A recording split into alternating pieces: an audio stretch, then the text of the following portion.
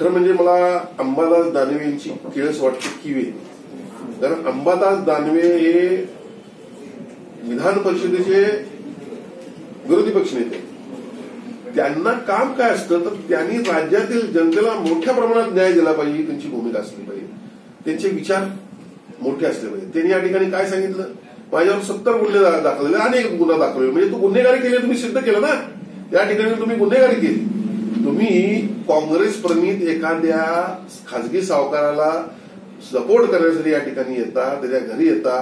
कोल्हापूरातल्या जनतेनं पूर्ण छिछी थुतू या गोष्टीचं केलेलं आहे. खऱ्या अर्थानं हा जो राजेंद्र वरपे आहे खासगी सावकार आहे, या भागातील अनेक लोकांचं त्यांना घरं लुटलेले आहेत. आणि या अशा वेळेला काही लोक माझ्याकडे त्याच्यावर अन्याय झाला म्हणून माझ्याकडे आले असताना मी सन्मान्य तत्कालीन जिल्हा पोलीस प्रमुख यांना सूचना दिली होती, हे तथ्य असेल तर या गोष्टी पहा. त्याच्यावर गुन्हा देखील झालेला आहे दाखल. गुन्हा दाखल होऊन त्याच्या नोकरीमध्ये त्याला मला वाटतं सस्पेंड देखील तो झाला होता. मग अशा प्रकारे लोकांच्यावर अन्याय होत असला तर आम्ही आवाज उठवायला पाहिजे का नाही. आम्ही आवाज उठवल्यानंतर काँग्रेसच्या काही लोकांच्या सपोर्टनं हा वरपे वाटेल ते आरोप गेल्या काही दिवसात माझ्या पुढे करतोय.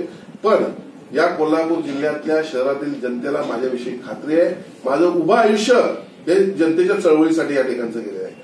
टोल असेल, एलबीटी असेल, कर्मचाऱ्यांचे प्रश्न असतील, रिक्षावाल्यांचे असतील, फेरीवाल्यांचे असतील, ज्यांना कोणी नाही त्यांच्यासाठी मी या शहरामध्ये काम करतोय. आणि म्हणून अशा प्रकारचा संभ्रम पसरवण्याचं जर ते काम करत असतील तर दानवे, मी तुम्हाला एवढंच सांगतो, तुमची उबाटा आणि सगळे पक्ष संपलेले आहेत. पुढच्या काळामध्ये तुम्ही काय राहणारच नाहीत. पण अशा पद्धतीनं तुम्ही या कोल्हापुरात येऊन पर्सनल लेव्हलला राजकारण करता याचा मी निषेध करतो. मी तुम्हाला एवढंच सांगतो की येणाऱ्या काही दिवसातच मी तुमच्या संभाजीनगरमध्ये येणार आहे आणि तुमच्या सर्व कामांचा पर्दाफाश केल्याशिवाय राहणार नाही.